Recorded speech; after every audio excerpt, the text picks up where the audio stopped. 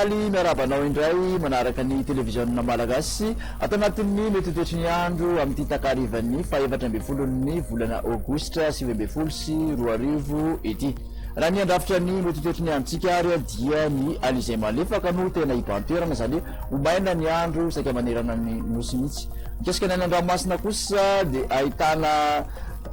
ranomasina somary mahery manonja amin'iny morontsiraka avaratra atsinanana ny nosy morontsiraka atsimo atsinanana sy atsimo andrefan'ny nosy iny tokony hitandrina araka izany ny fampiasan'ny ireny morontsiraka ireny raha ny tyatanety no asiana resaka dia homafy ny fitsokony rivotra amin'ny tendriny avaratry ny nosy mandidina ny morontsiraky ny faritra sofia morontsiraky ny faritra atsimo andrefana sy amin'iny morontsiraky majanga iny hojerentsika avy hatrany ary ny toetry ny andro ho an'ny rapitso maraina ahitana orana malefaka mandidina ny antala amin'iny maroantsetra katria toamasina iny akaendrika erika kosa izany raha ho an'ny ny andilamena zany ao amin'ny faritra aloatra somary ahitana andianjavona na zavotany ny voamaraina amin'iny roapatelony nosy manontolo iny raha toka ibalika tanteraka kosa ny masoandro any amin'ny faritra sisa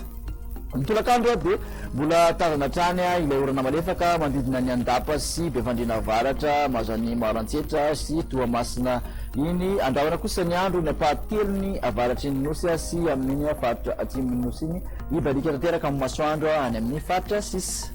maripana voavinavinina ho an'ny ambandrindra dia 10 degré celsius vakinakaratra mandidina ny 10 ka hatramin'ny 1 aty amin'ny faritra ampovoantany 9 ka hatramin'ny 7 ny morontsiraka atsinanana raha toka 12 ka hatramin'ny 20 kosa any amin'iny morontsiraka andrefan'ny nosy iny